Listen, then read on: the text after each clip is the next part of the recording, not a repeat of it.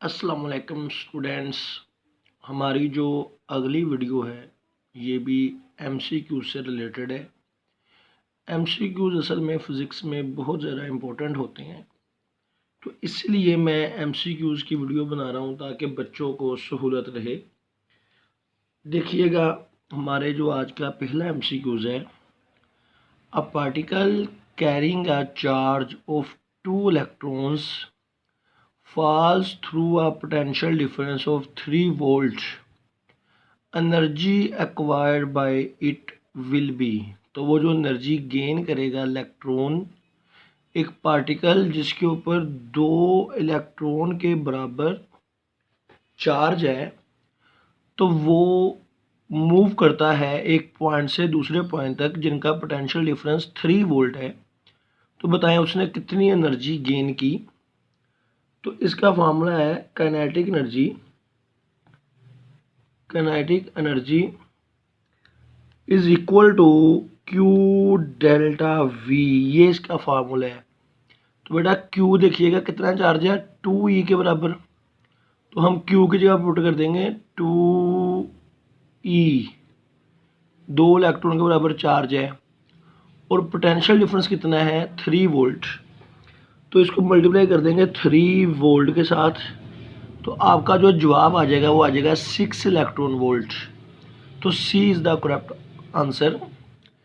Next है, 2 oppositely point charges of same magnitude separated by distance 2d, electric potential between them is। बेटा जब दो charges हैं जिन पर इक्वल मैग्नीट्यूड है, दोनों के ऊपर, दोनों पार्टिकल्स के ऊपर इक्वल मैग्नीट्यूड ऑफ चार्ज है और डिस्टेंस उनके दरमियान में 2d है, तो उनके सेंटर पे जब आप लोग पोटेंशियल निकालेंगे ना, सेंटर पे जो पोटेंशियल आएगा ये 0 आएगा। ये आपकी एग्जाम्पल भी है, ये 12वें चैप्टर की। देखिएगा, ऑपोजिट चार्जेस हैं, तो पॉजिटिव चार्ज का पोटेंशियल आएगा के वी ओवर के क्यू ओवर आर। यहाँ पर क्यू पॉजिटिव में पुट करेंगे, इसको फिर जमा कर देंगे के क्यू ओवर आर, और यहाँ पर उतना ही चार्ज नेगेटिव में पुट करेंगे, नेगेटिव में, क्योंकि ऑपोजिट चार्जेस है। तो ये पॉजिटिव चार्ज का 4 पॉइंट आ गया, सॉरी पोटेंशियल, और ये दूसरे का आएगा, यहाँ पर नेगेटिव में वैल्यू पुट करनी है, तो ये दोनों कैंसिल हो जाएंगे।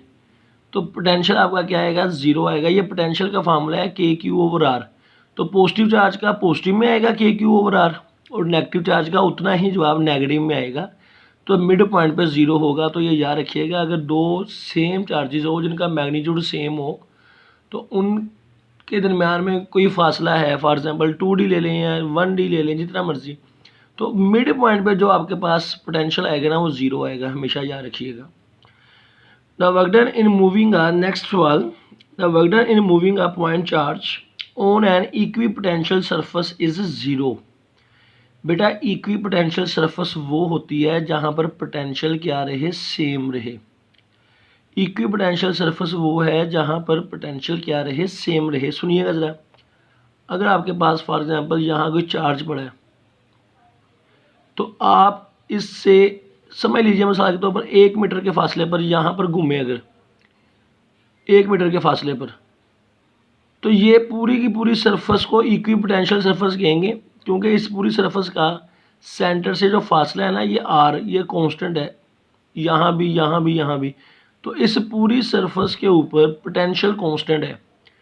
तो जब आप चार्ज को इस सरफेस के ऊपर घुमाएंगे ना, इस सरफेस के ऊपर, तो बेटा आप देखेंगे कि आर जो है ये क्या रह रहा है, कांस्टेंट रह रहा है। आर की वैल्यू क्या है, सेम है। तो ये पूरी की पूरी सरफेस जो है, इस सब का पोटेंशियल सेम है। तो आप यहाँ से यहाँ लेकर जाएंगे तो कोई पोटेंशियल डिफरेंस नहीं आएगा। तो पोटेंशियल डिफरेंस जब नहीं आएगा तो उसका मतलब है आपने वर्क नहीं किया, क्योंकि potential difference is the work done.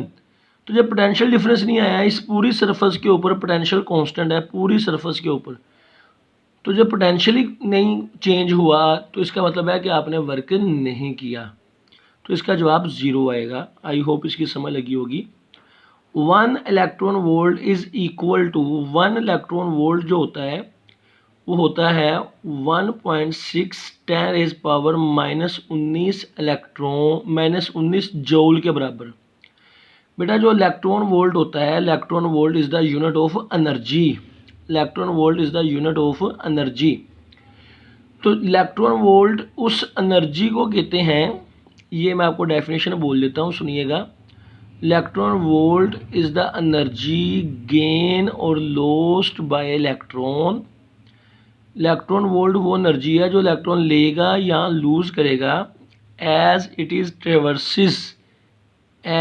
Is ट्रेवर्सिस, जब उसको मूव करवाया जाता है through a potential difference of 1 volt, यानी उसको एक पॉइंट से दूसरे पॉइंट तक लेकर जाते हैं और उन दोनों पॉइंट्स का जो पोटेंशियल डिफरेंस है वो 1 वोल्ट है।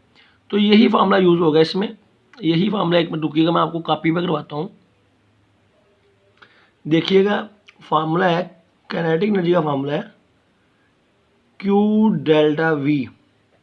तो काइनेटिक एनर्जी 1 इलेक्ट्रॉन वोल्ट तब होगी जब आपका इलेक्ट्रॉन एक पॉइंट से दूसरे पॉइंट तक जाएगा और उन दोनों पॉइंट्स का पोटेंशियल डिफरेंस 1 वोल्ट होगा। तो आप यहाँ पर पुट कर देंगे 1 वोल्ट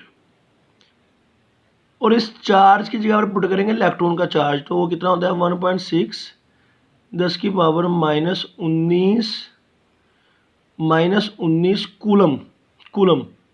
तो बेटा ये आ जाएगा 1.6 10⁻⁻19 कूलम, और वोल्ट होता है जूल पर कूलम। तो कूलम से कूलम कट गया, तो 1 इलेक्ट्रॉन वोल्ट आपका आ गया 1.6 10⁻⁻19 joule, that is the electron volt. तो बेटा इसका जवाब है 1 electron volt is equal to 1.6 10⁻⁻19 joule. तो ये आपको मैंने हल कर दिया सारा। आई होप आपको समझ लगी होगी, इसको मैंने हल कर दिया आपके सामने सारा।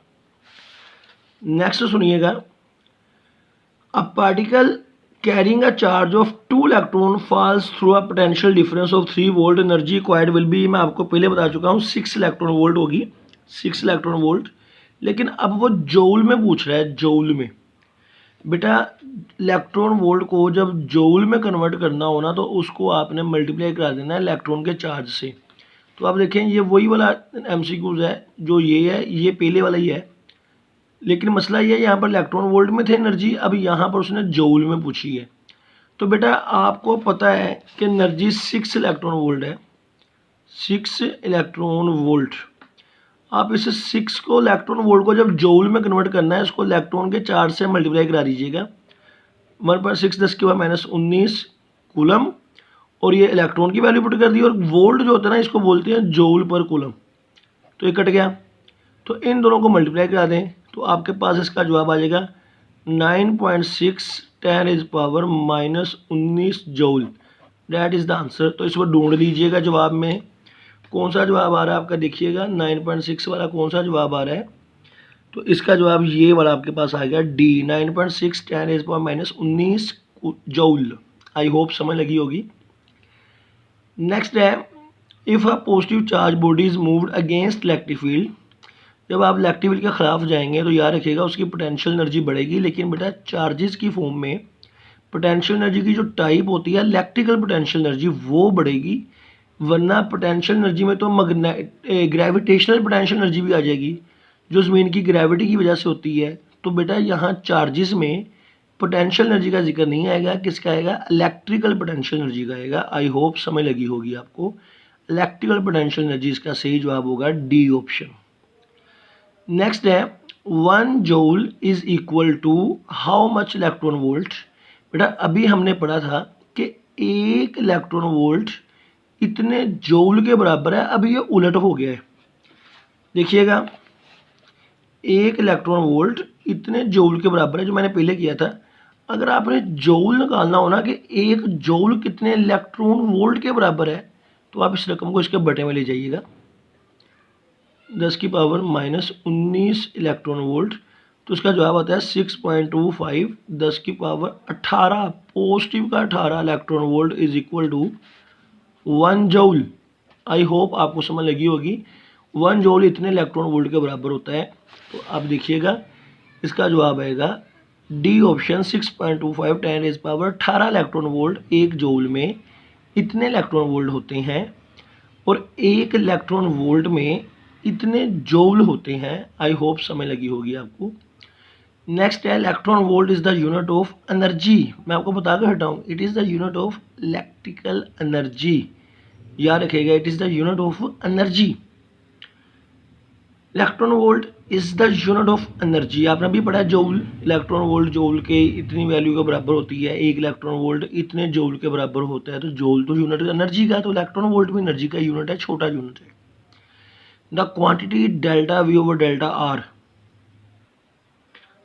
सुनिएगा, the quantity delta V over delta R, it is called electric, it is equal to electric field intensity, और इसको बोलते हैं पोटेंशियल ग्रेडियंट। बेटा जब बटे में डेल्टा आर आए ना डिस्टेंस, तो इसको ग्रेडियंट बोलते हैं।